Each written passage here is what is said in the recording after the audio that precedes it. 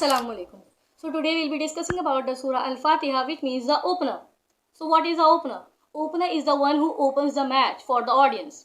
He is the one who has the best skill set, and he introduces the team with his skill set that we are the best.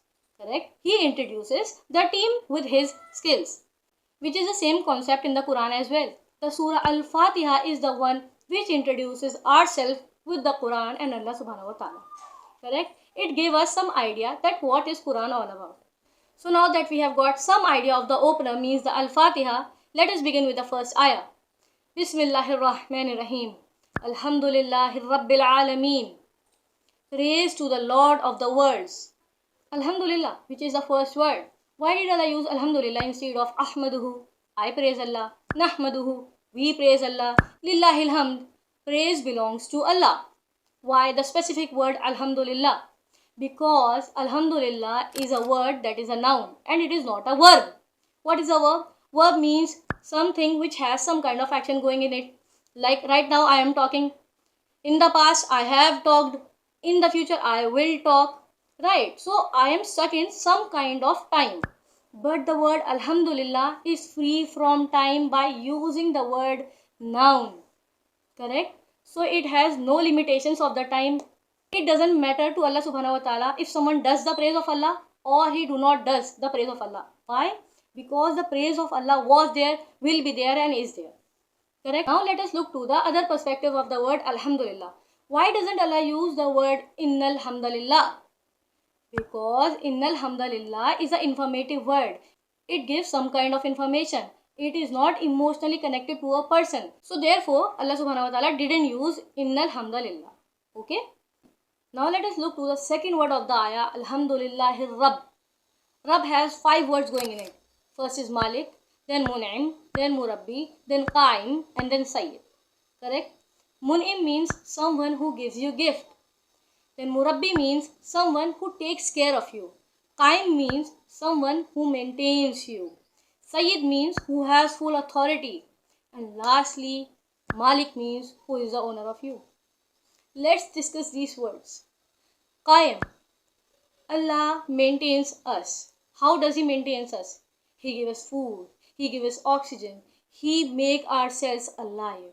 Right? Think in the broader senses. So use your imagination. Then Allah gave us gifts. That is Mun'im. Allah gave us gifts. Does we ask for that gifts?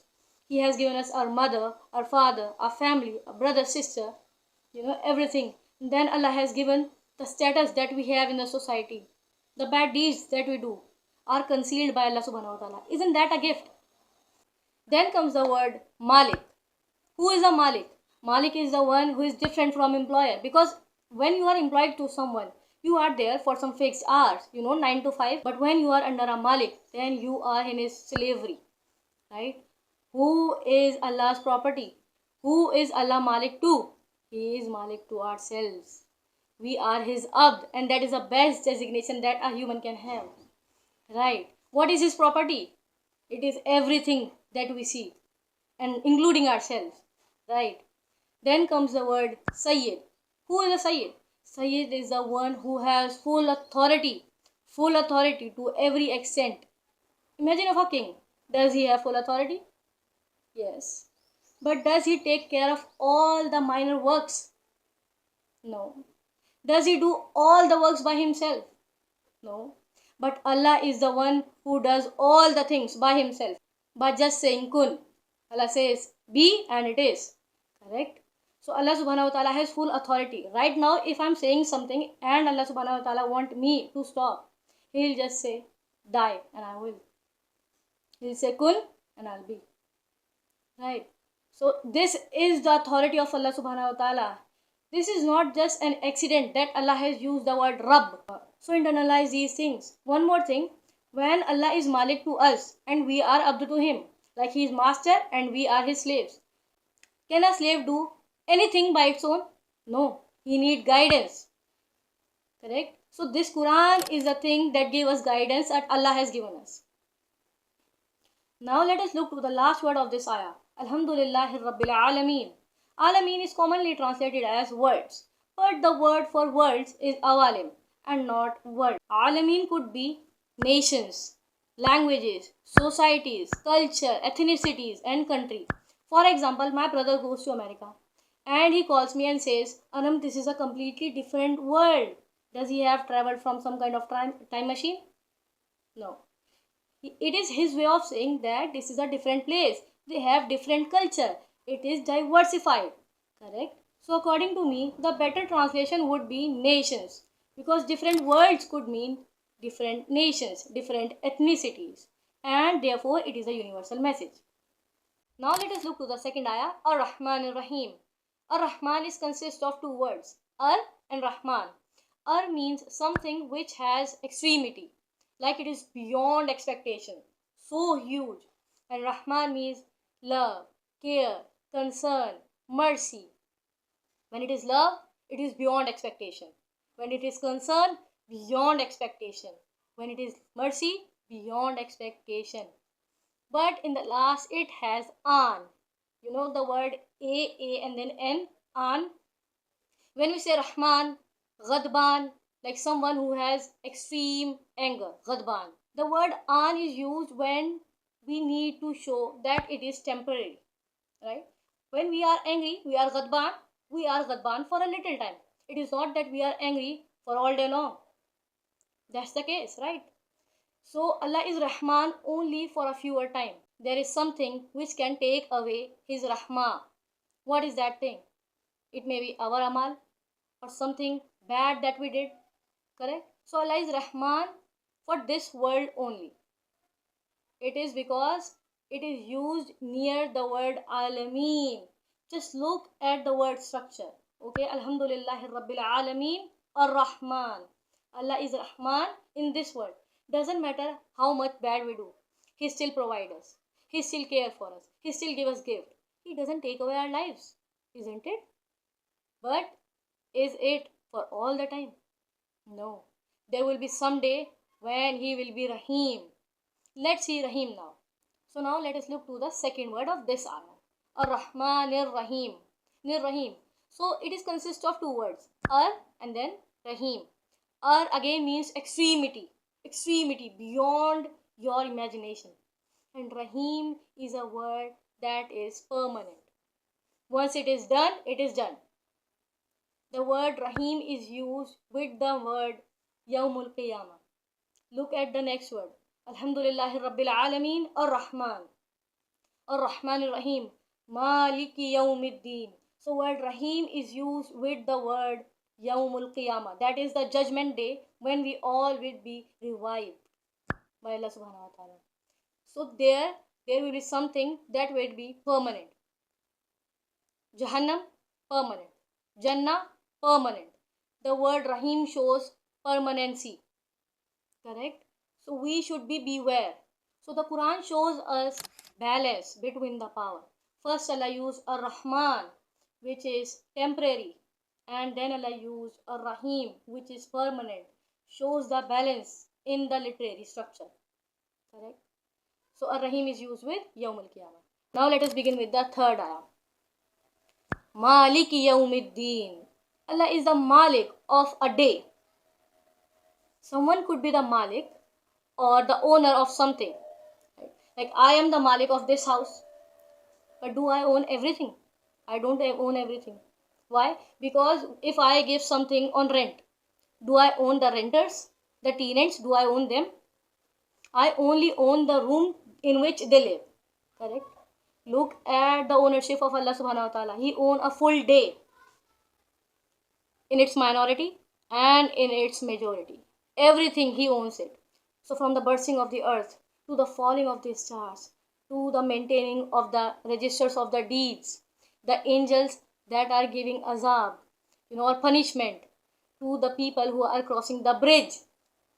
Everything is done by Allah and by the permission of Him and because He wants it and as He wants it.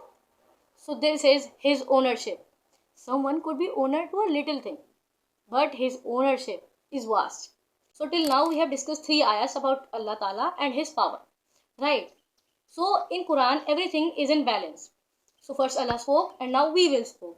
What we say after watching His power, we are intimidated. So what we say? Iyyaka na'budu wa iyyaka nasta'in.